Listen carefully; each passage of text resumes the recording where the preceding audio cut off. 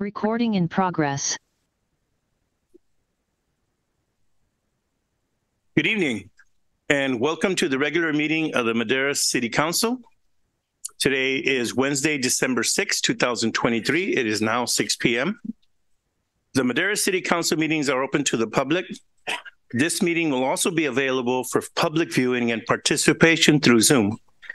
Members of the public may also observe the live stream meeting on the city's website at www.madera.gov/live. Members of the public may comment on agenda items at the meeting or remotely through an electronic meeting via phone by dialing 669-900-6833, enter ID 885-3371, 0251 hashtag. Comments will also be accepted via email at citycouncilpubliccomment@madera.gov or by regular mail at 205 West 4th Street, Madera, California, 93637. I now call this meeting to order. Alicia, would you please call the roll? Mayor Garcia? Here. Mayor Pro Tem Mejia? Here. Councilmember Gallegos? Here. Councilmember Rodriguez? Here. Councilmember Montes? Here. Councilmember Evans? Here. And Councilmember Villegas? Here. Thank you, Alicia, for that. We will now move on to the invocation led tonight by Pastor John Purcell of the Believers Church.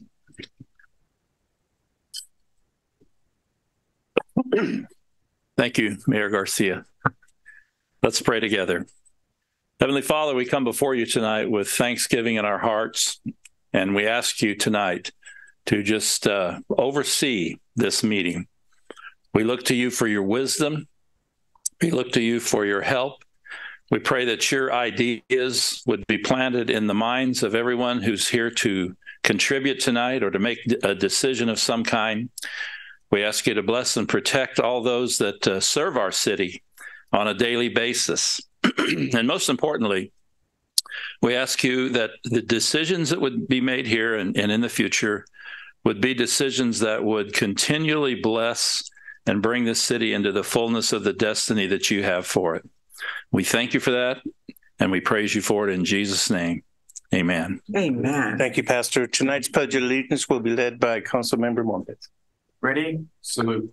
I pledge allegiance to the flag of the United States of America and to the republic for which it stands, one nation, under God, indivisible, with liberty and justice for all.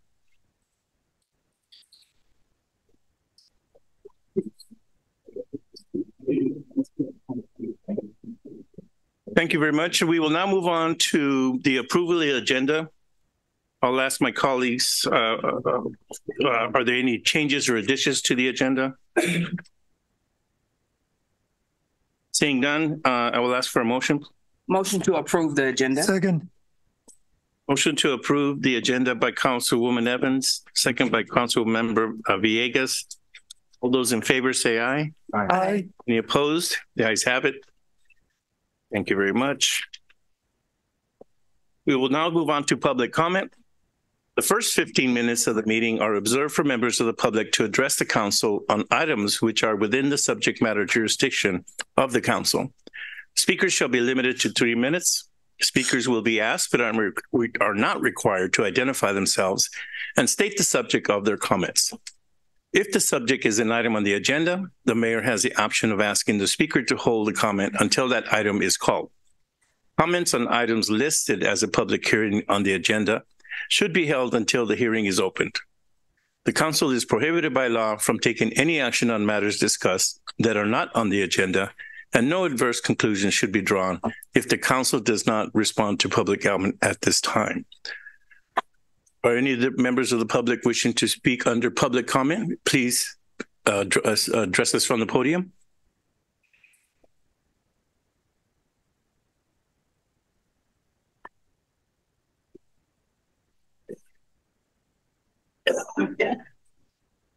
I was just wondering how I would know 3 minutes are up. My name is Lori Pinero, and I am a member of Mothers Against Drunk Driving. Speak to the mic, please, so we have to record this. Thank you. My name is Lori Pinero, and I'm a member of Mothers Against Drunk Driving.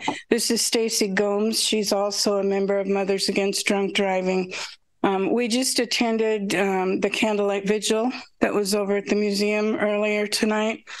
I lost my son-in-law in the line of duty. I had 2 daughters, and he was my oldest daughter's husband, and he was the son of my heart. He was my son before he became my son-in-law. He was killed in 2009 by a impaired driver, 3 times the legal limit. Stacy Gomes lost her mother in 2001 by a repeat offender, and he ended up going to another state and nothing really happened to him. The guy that killed Michael, he killed himself also in the crash. We are involved with Mothers Against Drunk Driving, and we encourage you guys to get involved. Your district attorney had a team for our Mad Walk this past year in September, and she's been active in it. And we have a law enforcement recognition that we recognize the law enforcement officers that go out and get drunk drivers off the road. With the holidays coming, there's a lot of parties. People want to drink. We're not against drinking. We're against drinking and driving. Our walk is coming next September, and we want the city of Madera to know that the walk isn't Fresno's walk. It's the Central Valley, and we encompass 5 counties. All five counties come to our walk, and we want you guys to be aware that MAD is in the valley to help anybody that needs help. Somebody that they can call the 800 number and get help. We want server training throughout the state. Anybody that serves alcohol should know when to tell somebody you've had enough. Give me your keys, call a cab, have some other way to get home. And we want to get victim services up here in the valley as well, and start some type of DUI program where offenders can talk to people that have had losses like ourselves. Okay. Thank you. Thank you very much. If you have your contact information, if you could please provide that to Alicia Gonzalez, our city clerk, then she'll make sure that our council has your information. Okay. Thank you. Thank you very much. Is there any other public comment at this time?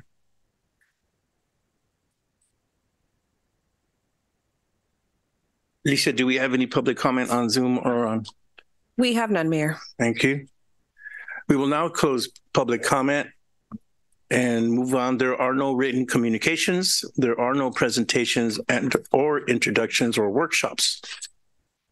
We will move on to the consent calendar.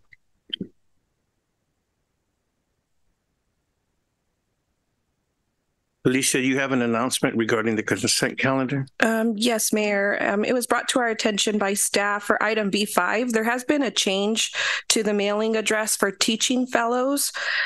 So that will be updated and actually corrected by staff.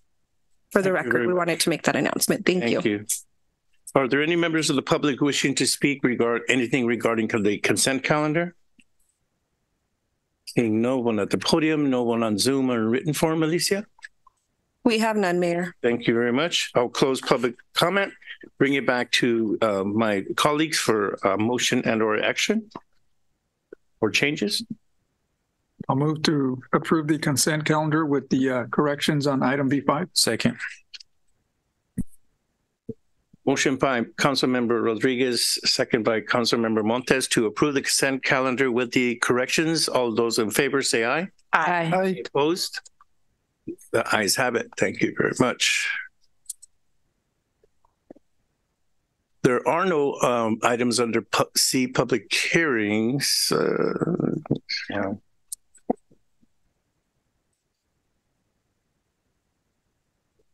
We will now move on to item D, petitions, bids, resolutions, ordinances, and agreements.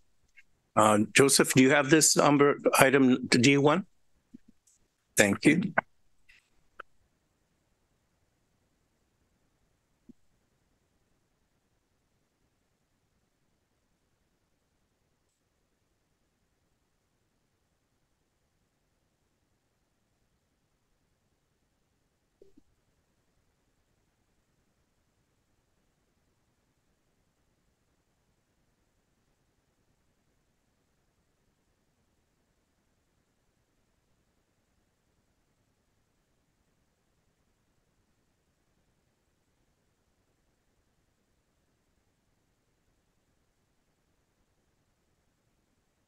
Okay. Mr. Mayor, Mayor Pro Tem, Council. Yes. Joe Hebert, presenting item D1, which is outdoor equity grant application and an authorizing resolution. In summary, the California State Parks announced a second application period for the Outdoor Equity Grants Program. It's offering a substantial $50 million in grant funding. The grant application is due December 14th, and an authorizing resolution is required as part of the application submission documents. The grant goals are to establish local hubs for outdoor activities, facilitate trips to natural areas, enhance access to these spaces for communities that have historically faced barriers to such opportunities, empowering youth and families by providing outdoor leadership and education, fostering career pathways, promoting environmental justice engagement, facilitating access to nature. In the first grant cycle, from California State's Parks, they evaluated 384 grant applications totaling $167 million in requests. A total of $57 million in grant funding was awarded in May of 2022. This is a very, very competitive process, and our team has been working on this for quite some time. Other key points, the maximum grant application request is not to exceed $70,000, but the minimum is $20,000. There's no match requirement, which is a good thing. Funding is set to span over 3 fiscal years. A natural area trip is a location outside of a 5-mile radius of the identified community home base. For these purposes, the home base will be the John Wells Center. The application highlights the opportunity for internships through service, learning, career pathways, and leadership opportunities. Our application will consist of the following areas: fish-related educational activities and nature-based trips. And just if I can digress just for a second, we just had a fishing derby, and I can tell you, out of all the events we put on, that's the most calls I've ever received was about this fishing derby. So I think, this was really high on our list when we were applying for this grant. The other item that we'll be proposing is a walking educational activities and nature-based trips, camping educational activities and nature-based trips, and bird watching. Just to kind of give you a little subset, the fishing-related activities and nature-based trips, they'll consist of educational workshops focused on proper gear, fishing safety, conservation practices, and fishing clinics. We'll also try to organize some trips to various fishing venues to provide hands-on experience and reinforce the knowledge gained in the workshops. The other area, walking and educational activities. These workshops covering walking and hiking trips, wilderness skill building, safety protocols, and preparation. Introduction of local walking group utilizing citywide trail system and park trails, promoting walking as a family-oriented physical activity. The other area is for camping educational activities, which will include educational sessions on camping essentials, safety gear, fire safety, and campsite etiquette. We're planning trips to camping venues. We're going to offer participants a firsthand camping experience, which is a big deal for our community. The bird watching expeditions, our staff engaged in this for quite some time, but this is some of the input we received from the public. Will engage youth in the ages of 12 to 18 in the introduction of bird watching, bird identification skills, bird behavior, habitat, ecology, and the importance of conservation. This initiative will aim to provide educational courses on bird watching, fostering a deeper appreciation of our local natural and biodiverse accessibility to the Fresno River via the Vernon-McCullough River Trail.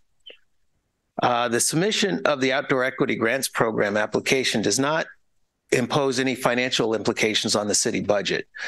In the event of the successful grant award, we'll expeditiously seek council approval for the appropriation of funds. We recommend that we adopt a resolution approving the submittal of the Outdoor Equity Grants Program, which is due on December 14th, and the amount we're seeking is $279,600. Any questions? Thank you, Joseph. Are there any members of the public wishing to comment under item D1? Do we have any written or Zoom communications, Alicia? We have none, Mayor. Thank you. We will close public comment, bring it back to council for questions and or action on this item. I so move to approve D1 as presented. Second. Second it.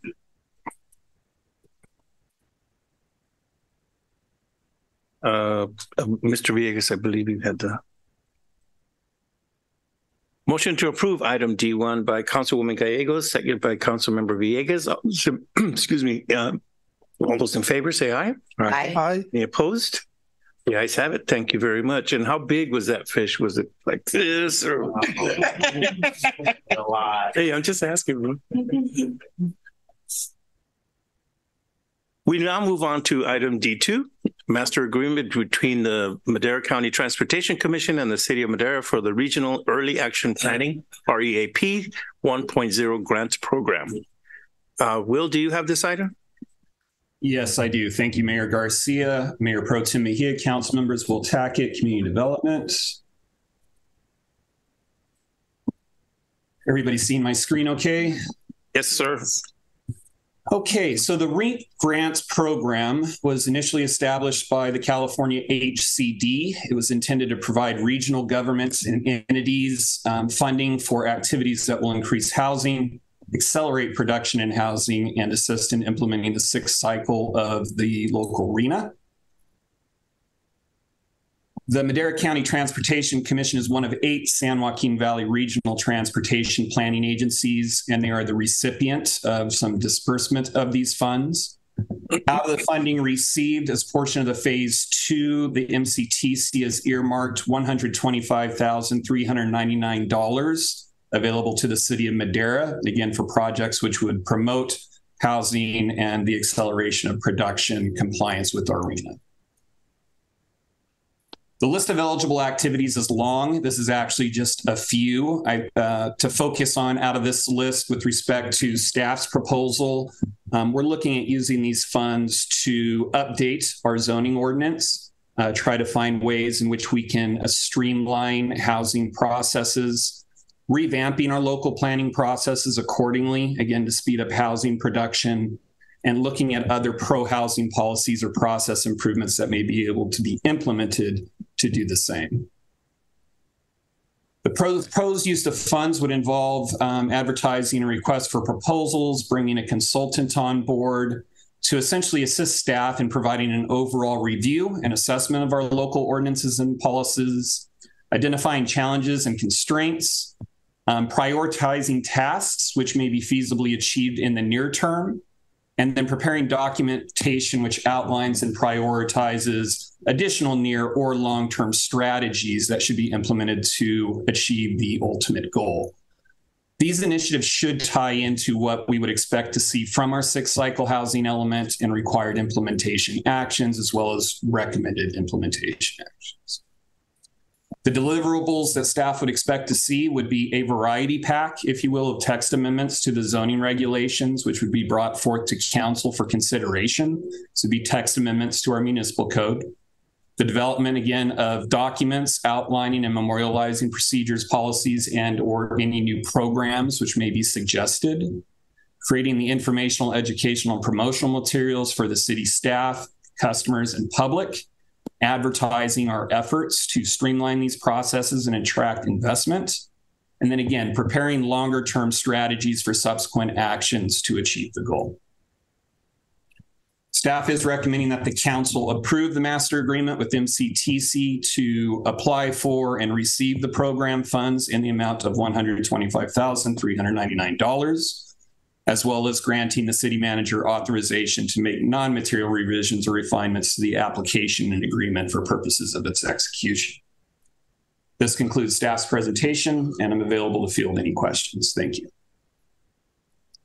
Thank you very much, Bill, for that report. Alicia, well, first of all, do we have any members of the public wishing to speak on this item? Seeing none, do we have any written or Zoom comments, Alicia? We have none, Mayor. Thank you very much. We will now close public comment, and I'll bring it back to my colleagues for discussion and or a motion. Motion to approve D2. Second. Motion to approve item D2 by Councilwoman Evans, second by Councilmember Villegas. All those in favor say aye. Aye. Any opposed? The ayes have it. The motion passes. Thank you very much, Will. Thank you.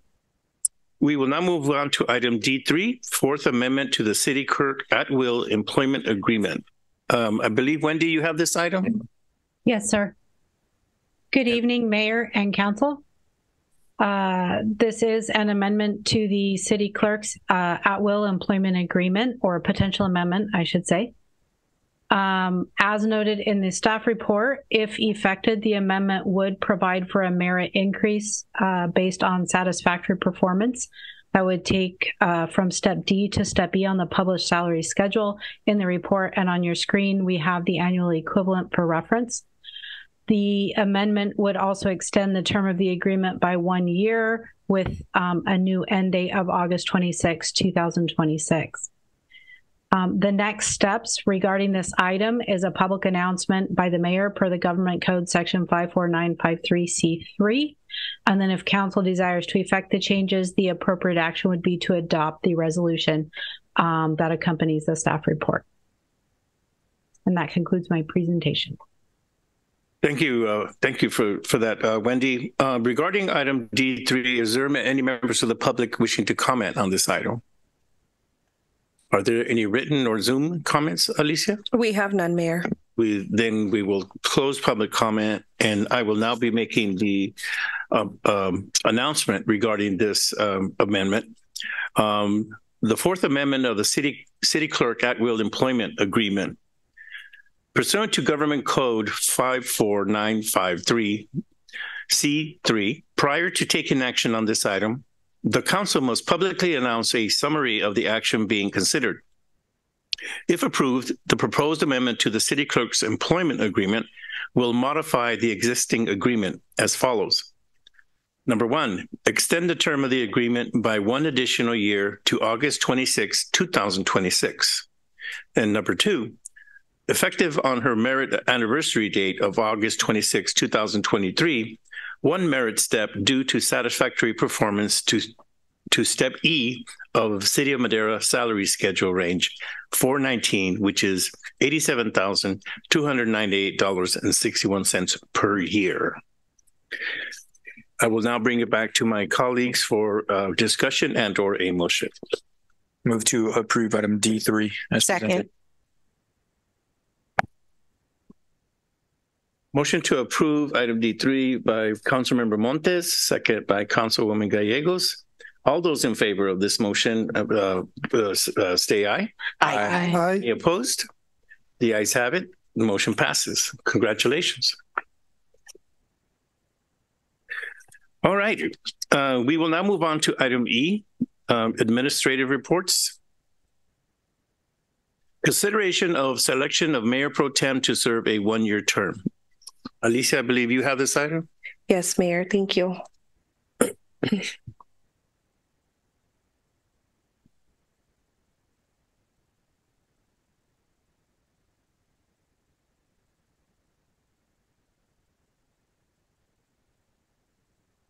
Okay. Can everyone see my screen? Yes. Good evening, Mayor and Council. This evening, I bring before you the item of consideration of selection of Mayor Pro Tem to serve a 1-year term. Some background: the City Council at its first regular meeting in the month of December shall choose one of its members as Mayor Pro Tem. The selection for Mayor Pro Tem is outlined in resolution number 12-210. The process is, as identified in resolution number 12-210, specifies that the selected council member to serve as Mayor Pro Tem should generally not have previously held this position, except when all council members have completed a term as Mayor Pro Tem. In this instance, where all council members have fulfilled a term as Mayor Pro Tem, resolution 12-210 establishes criteria for selection. The individual chosen as Mayor Pro Tem in such circumstances would be the council member who has not served for the longest period in that role. Here's a little bit of history of our Mayor Pro Tem by district and the year served. So as you can see, based off of our current council, everyone has served the 1 year as Mayor Pro Tem. Based on the information provided and the criteria established in the resolution, Councilmember CC Gallegos qualifies to serve as Mayor Pro Tem for the upcoming term, considering that all council members have served as Mayor Pro Tem. And council's action for this evening would be to approve a minute order accepting the nomination for Mayor Pro Tem and making the appointment of Mayor Pro Tem to serve a one-year term. I now turn it back over to you, Mayor. Thank you very much, Alicia. Are there any members of the public wishing to discuss this item at all? Are there any members of the public on Zoom or having a written communication, Alicia? We have none, Mayor. Thank you. I'll now close public comment and bring it back to my colleagues for discussion and or a motion. Motion to approve. Second. D1. And for purposes of clarification, two things. That would be a motion to approve Councilmember Gallegos as the Mayor Pro Tem. Is that correct? Correct. Okay. And for the second item, Councilmember Gallegos, do you accept the nomination? Yes. Okay. Thank you. Okay. Any further comments? Again, can we do the motion again? Councilwoman Evans, you made the motion, correct? Yes. Motion to approve Councilwoman CC Gallegos as the new Mayor Pro Tem. Right. And we had a second. Second. By Mayor Pro Tem Mejia. All those in favor say aye. Aye. Any opposed? Motion passes. The ayes have it. Congratulations, Mayor New Pro Tem. Mayor, I have flowers for the outgoing Mayor Pro Tem, and she did a great job this last year.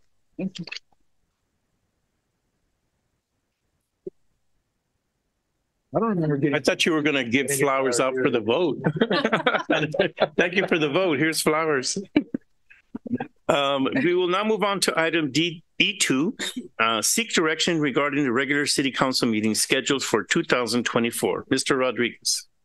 Thank you very much, Mayor. Members of the council, Arnoldo Rodriguez, City Manager. Allow me to share my screen.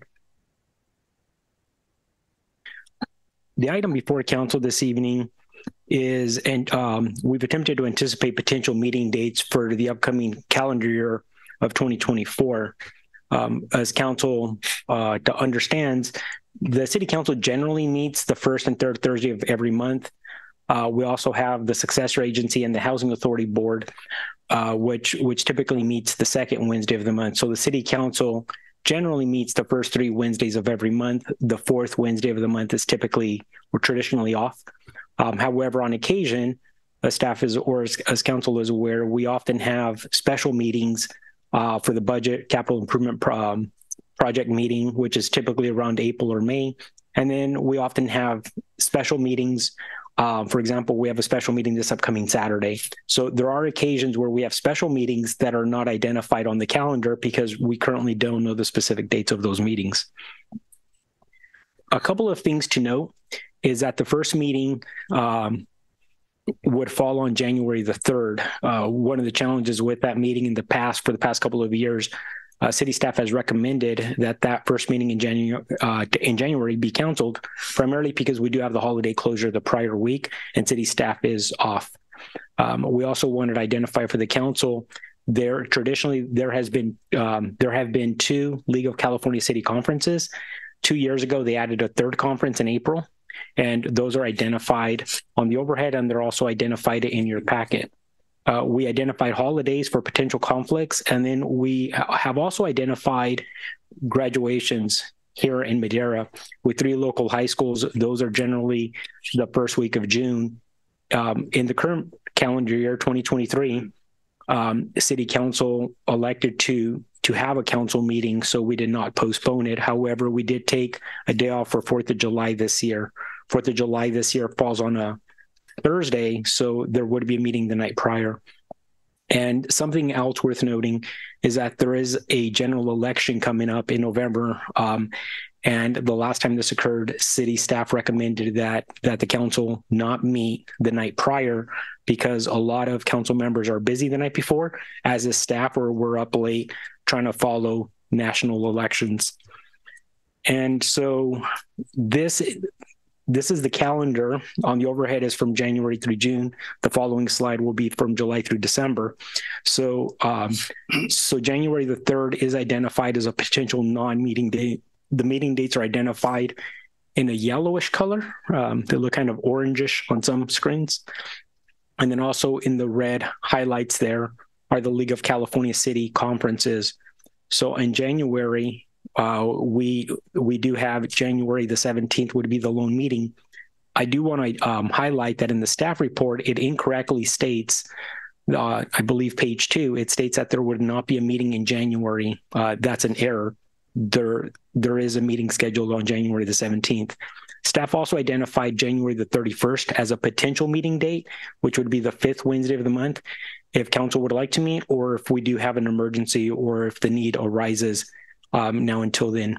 February would be 2 meetings, March the same. April, there's currently 1 meeting proposed on April the 3rd. The second meeting would be April the 17th, but as I indicated earlier, there is a League of California Cities conference. I don't know where that conference is at. They're generally in Sacramento. I'm going to assume it's going to be in Sacramento or Long Beach.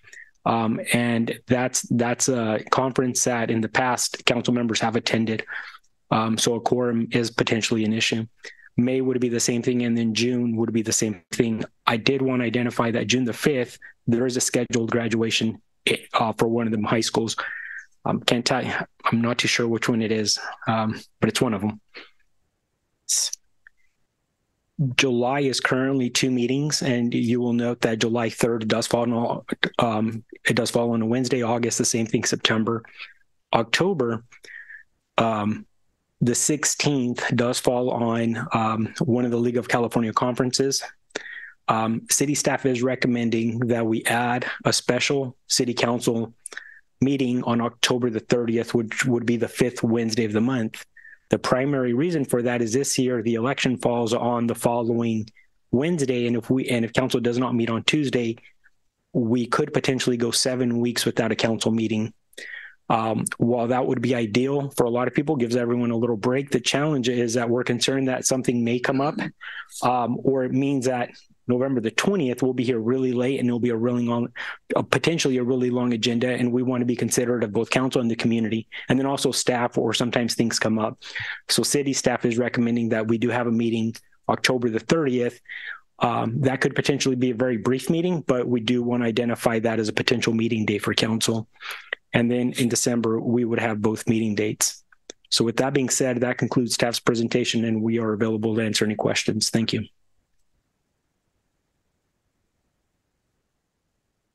Are there any members of the public wishing to comment on item E2, the council meeting dates? Do we have any Zoom or written comments, Alicia? We have none, Mayor. Thank you. We will close public comment, and I'll bring it back to my colleagues for discussions and or a motion. I so move to approve E2 as presented. Second. Motion to approve item E2 by Councilwoman Gallegos and Councilmember Villegas. All those in favor say aye. Aye. Aye. Any opposed? The ayes have it. Thank you very much. That was fairly painless. We will now move on to item E3, informational report on laws and regulations surrounding panhandling. Chief, is this your item? No? I have you on the docket. Do you mind moving that to the next one? Okay. You can have a moment if you like. Yeah, you must have. Oh, no, absolutely. We'll take a 1 2 minute break if you need anything. Yeah. Yeah, council reports. Okay. Meanwhile, he gets that settled. All righty. Okay, then what we'll do is move on to council member reports. This portion of the meeting is reserved for the mayor and council members to make brief reports on boards, committees, and other public agencies, and at public events to request updates, to initiate future agenda items, and to take action on matters initiated under this section of the agenda. Under this section, the council may take action only on items specifically agendized and which meet other requirements for action. Councilmember Gallegos. Thank you, Mayor Garcia. I just want to do a shout out from Madera Evening Lions to thank the city for all their help at that Christmas parade. Great event, a lot of participants, a lot of people out. All I heard was positive things. We didn't have rain. First time I can remember in how many years no rain for the Christmas parade. We were blessed with that. And thank the city staff for passing out those neon necklaces. Everybody loved them, and the council also for doing their part for that. I would also like to do a shout out to everyone in City Hall, and I'm sure the PD, I haven't been there yet, and Public Works and the Engineering Department is decorated beautifully like our chamber is today. So thank you for all your hard work out there, and the holidays are coming. So thank you everyone for your hard work. That's it. Councilmember Rodriguez. I have nothing to report at this time, Mr. Mayor. You. Councilmember Montes. I also want to do a shout out to the Evening Lions. That was a fun event. I actually did get a lot of people reaching out saying that was, I think, I don't want to say record attendance, but it seemed like it was a lot. I think I don't know if this is the first year. Last year it was raining. I was running around a lot.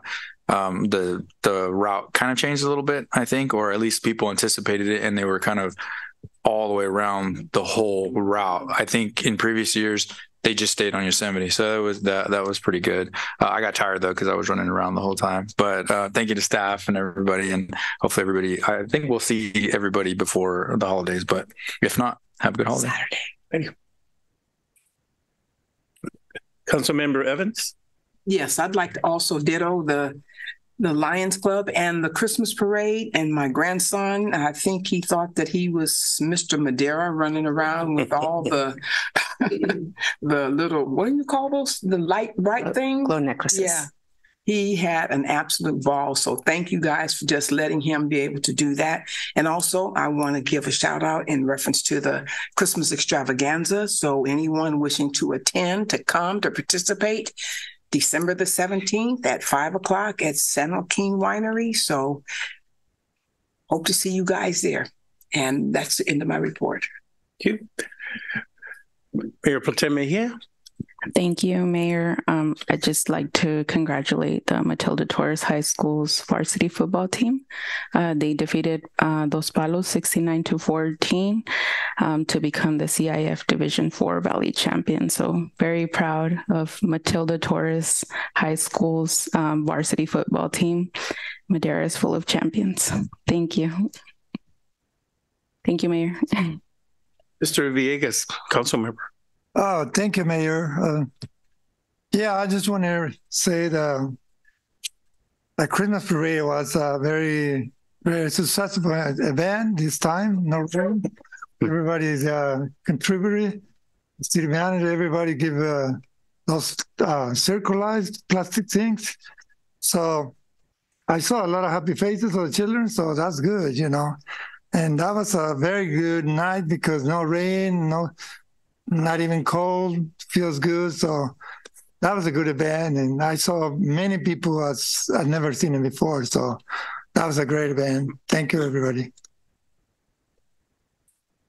I had as far as my report, I had the pleasure of attending the Madera Sunrise Rotary meeting this morning at the municipal golf course.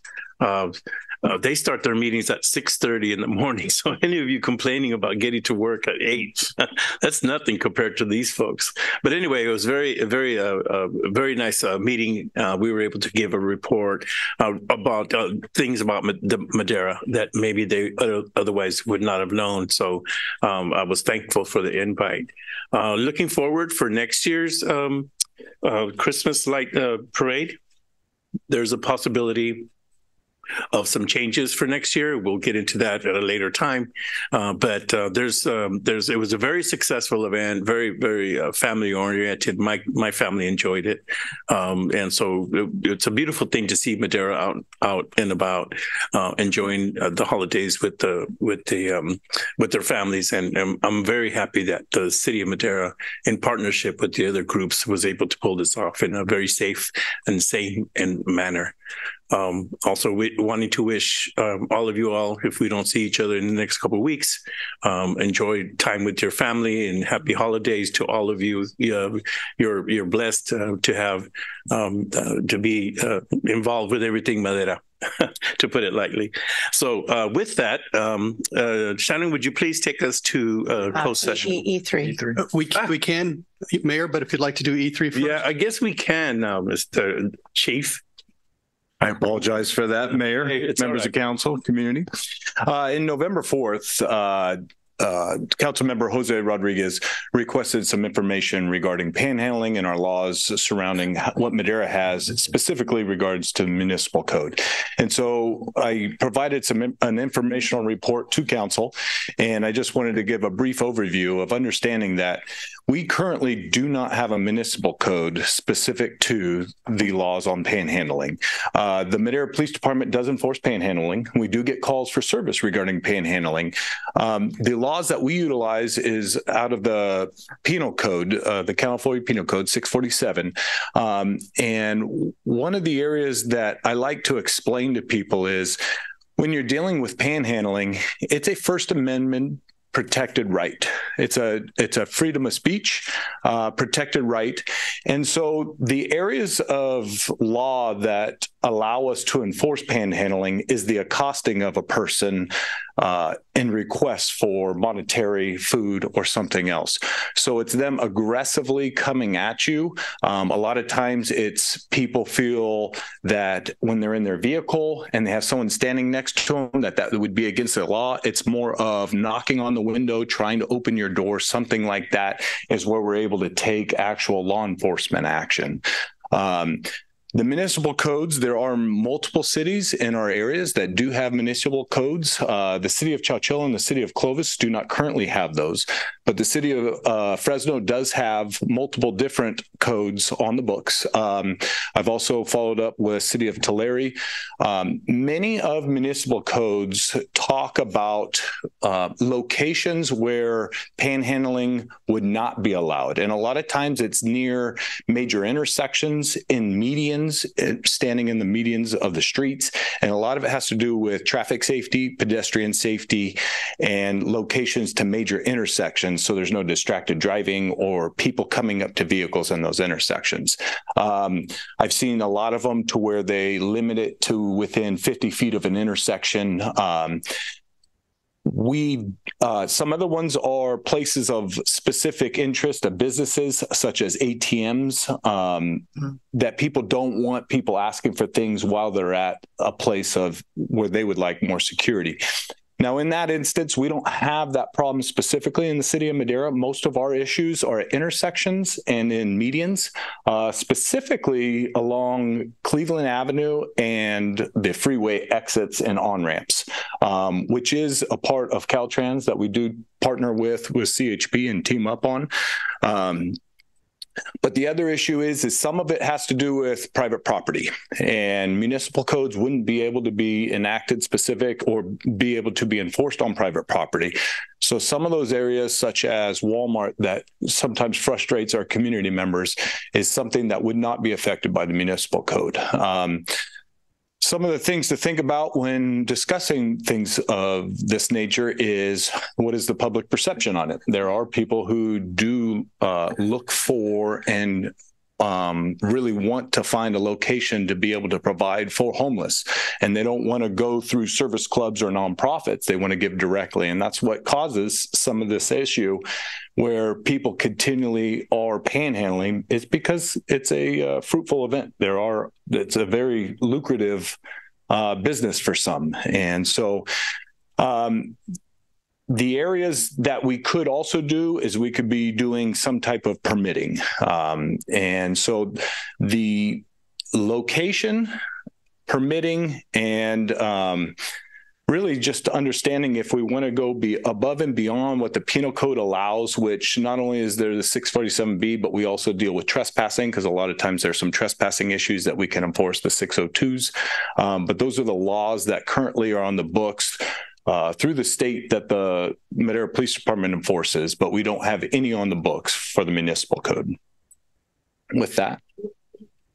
I will pass the mic. Thank you, Chief. Thank you. Are there any members of the public wishing to address this item? Do we have any Zoom or written comments regarding this item, Alicia? We have none, Mayor. I'll bring it back. This is an informational only bit. I'll bring it back to colleagues for questions. Mr. Rodriguez, Councilmember Rodriguez. Yes, thank you, Mayor Garcia, and thank you, Chief Tremonti, for bringing that report.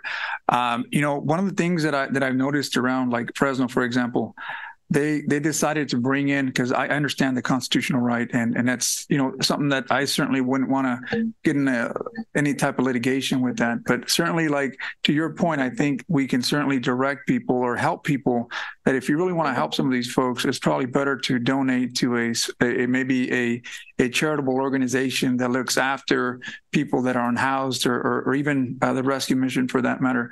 But I know Fresno has their signs, and it's something like "Help Fresno." Help us help Fresno.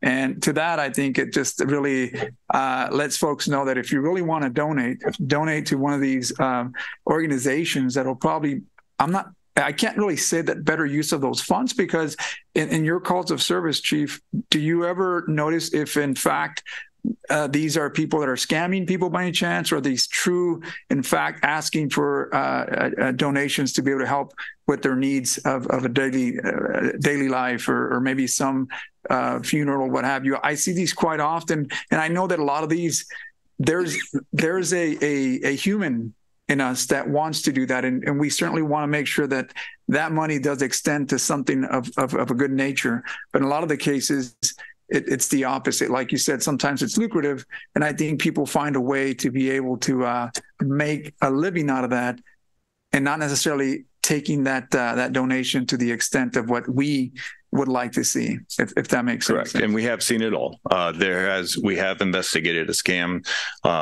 where they were using a child in cancer scam, that we have found that they were going up and down Central Valley trying to receive funds for that scam. But for the most part, it's the unhoused that are on the street corners asking for a couple bucks here or there. But you do have the funerals that do pop up. And majority of the time, you're going to see, when that occurs, you're going to see an entire intersection full of people. So it's not just one person sitting on the corner. They will be very active with their buckets and request. Yeah. And, no different than, I know when it comes to ordinance, we have to be careful in how we go about this, very, very strategic, because we can't just go out and say it's illegal, because I think, to your point, there's a constitutional right to that freedom of speech. But similar to the smoking, it doesn't really become where you're having calls to service and you're having to expend a lot of resources to go out and, hey, put your cigarette on because you're in a public park, but rather, the sign is there, should allow you as a deterrent to, hey, you shouldn't be smoking in this park. Well, no different with panhandling. I think that businesses would probably take up and say, you know what, I'd like to have one of those signs here near my business, since this is private property, and any public property that may fall into medians, and or where, again, safety could be an issue, and or maybe some type of traffic safety that we can consider. That was what I really wanted to see, is to see if maybe my colleagues would adopt a signage, so to speak, so that we can, better funnel those funds to these organizations that certainly can help these people to a greater extent. Sure. And I agree with you. Signs are educational, and they make you think twice. It brings it to the forefront. But I think even with signage, we'll still get those calls and we'll still enforce it. So if there's safety hazards, we will still address the citizens in the media requesting money. I mean, in the medians, I apologize. So we will still go out and enforce what we can, specifically to traffic safety in the street. Yeah, and I'll end it here. When we do the neighborhood watch, obviously you have these signs that are out there, and they're a lot of times they're funded by the city and or the organizations that want to put out there just to notify people, hey, here's a sign, something to look at. But I think it's educational at the same time. It'll help people think twice that, hey, maybe it's best that you utilize these funds. And I can't say that they're all being used for drug addiction, alcohol, what have you. I mean, that's what people think. But for the most part, I think that if we can utilize that and put them into organizations that really want to help these folks, this would be the way to go. Correct. Mayor Pro Tem Mejia. Thank you for the report, Chief. Related to Councilmember Rodriguez's question, how often have you seen these scams? So not every single one is completely investigated. So if we get a call for service for panhandling, it doesn't immediately go into an investigation. A lot of times there's communication through law enforcement between the agencies that talk about, we have a scam coming through regarding cancer. It's the use of the same signage. And this is something that happened 3 years ago, and they're still trying to use the same signs because the amount of money was very lucrative. To my knowledge, I only remember one, and it was quite a few years ago. But most of the time when we ask those people to leave, they're pretty much gone. They may return weeks, months, years later and make the second attempt. But usually our main thing is get them out of the roadway. If we get compliance, we move on. So like within the last 3 years, it was only one scam or? Yes. Oh, okay. And just I think like something to think about is just that within the last years, there's been a reduced number of opportunities for people that actually have a legitimate hardship. A lot of people, are not always prepared for sudden death in the family or just cancer or just different kinds of things. And I have heard from the community that there is a frustration with like not having the opportunity anymore to have like a car wash to raise money for their family or for the hardships that they're going through. So I just wanted for us to like think about balancing that, like how often does that occur versus like people that actually have legitimate concerns. And like I said, just something for our council to think about as we proceed with this discussion. Thank you, Chief. Seeing no further comments. I will ask one last question. Sure. So, Chief, I think in your report you mentioned and you stated that the majority of calls for service are due to the unhoused, or is it mainly these scams or anything else? It's mainly on what's happening with the unhoused folks, correct? So a lot of times it's the unhoused is the majority of the calls. But our biggest area of issue is going to be the Cleveland and Gateway issue. And a lot of times that has to do with funerals and those types of requests. And that's because there's so many people in that intersection. A lot of times you'll have 3 or 4 individuals for that one incident. And so for the most part, it is the unhoused to repeat that. So question for you, if somebody wanted to partake in for example, a car wash for a funeral or some need of donations for a cause, is there a system in place, or is there some type of call that they do? Hey, I'd like to post a car wash out here for this particular need. That's a permitting process through the city. There is a permitting process. And to Councilwoman Mejia's, that opportunity, does that require money for permitting? When someone is wanting to do that, especially, I mean, obviously in times the city does have permit fees. Okay. Yes. Yeah. And I don't know what that is. Obviously that may be something a little different, but I certainly wouldn't want to impose any hardship on folks that actually have a need, because there's quite a few of those. But I'm more specifically to, the everyday routine deal that you see out there. Right. And I think this is what businesses kind of complain to, is that, hey, when are we going to see some type of action in regards to how we deal with this? Right. And I'm not talking about specifically for funerals or anything like that. It's your everyday type of routine that happens over and over. I've already developed a routine that if I want to get loaded with alcohol, then I know where to get my fix, right? Versus, well, how can we divert those funds to be able to help them in a better way with other resources that these organizations offer? Correct. Our biggest complaint is currently at Cleveland Avenue and the fairgrounds, and that is the individuals that you're speaking about, the unhoused type, but they are on private property and they are allowed to be there. So it's not our calls aren't consistently for funerals as you're explaining. Okay.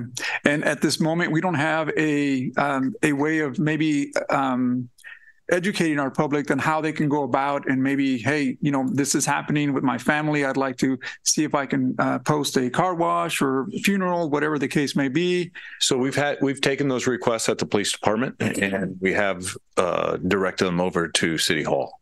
for the And this permitting way, process. if it's notified, then obviously when the call for service is there, then you'll know, hey, yeah, this is requested. They asked for the permit. The permit was given, such and such. Correct. Okay. Again, for me, it's just a matter of I don't know if this council would want to adopt a signage, and I think that would be the route that I would want to push for is put some signage out there. Again, not necessarily taking away from the areas that are sensitive when it comes to funerals and what have you, or other special needs that the community may want to request. Sure. Councilwoman Gallegos. Thank you, Mayor Garcia. Chief, I didn't see it and I apologize if I missed it, but in a year from January to December, how many calls are we getting for panhandling? I don't have that. I mean, readily available. I know to me right here. we get some, but I don't think it's like a handful. It's definitely a handful. And like I said, they come in waves. It's not a daily occurrence. Sometimes it could be a couple in a month at most, but most of the time, like I said, the calls will come in specific to the Cleveland Gateway area, and it's a safety hazard for drivers and pedestrians. And so that's really our main area. So we've been able to control it and take care of it without signage and without a resolution or an ordinance, correct? Correct. And so I'm just thinking if we put signage or put an ordinance in place, then we're asking our officers to put one more thing on the list. And we have a long list of things for them to already do. Another thing we were working on is around an ordinance.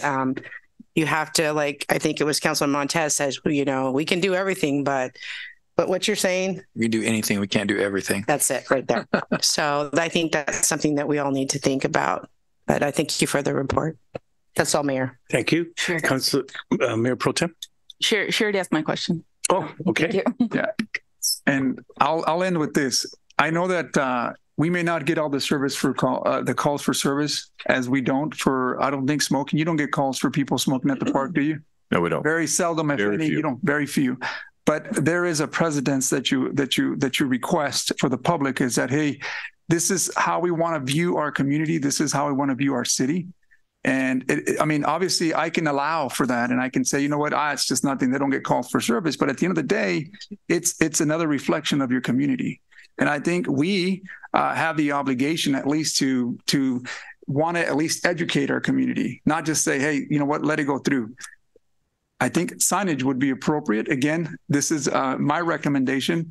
Not sure if the rest of my colleagues would agree. Obviously, I know it's very sensitive, especially when it comes to like funerals and what have you, but this is more specific to the everyday routine that's there. We see it, we drive by it, but we tend to turn one eye, we tend to turn our head a different direction so that we just don't have to face it. Again, I'm assuming that because we may think it takes a lot of resources, but like that sign at the park, I don't think it takes that much. And those are my comments, Mr. Mayor. Thank you. Thank you very much. Seeing no further comments, thank you very much for that report, Thank Chief. you, sir. Thank you. I believe, Shannon, we can go to our closed session.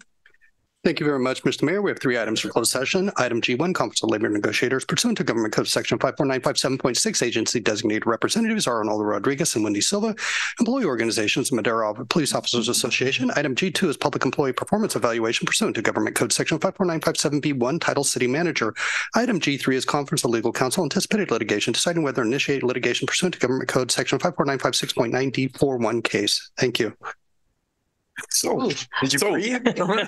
We need an auctioneer. We know who to. We have time, bro. Calm down. Cattle auctioning off. Thank you very much, and all of you have a good evening. Thank you, Mayor. Did you want to ask for attending? Did you want to ask for public comment on these items? Oh, yes. I'm sorry. Is there any public comment? Anyone wishing to public comment on any of the items under closed session? Did somebody give me this? And you had anyone on Zoom or in the? We have none, Mayor. Thank you very much. Having no public comment, we will not convene to closed session.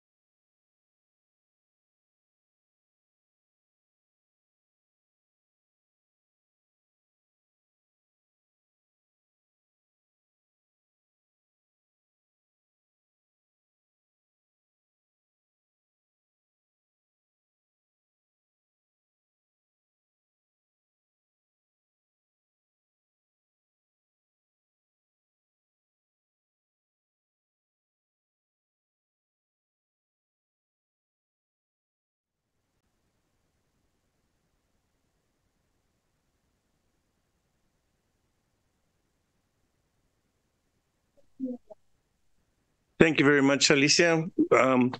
We are now back from our closed session. Shannon, could you bring us back, please? Thank you very much, Mr. Mayor. There was no reportable action taken in closed session.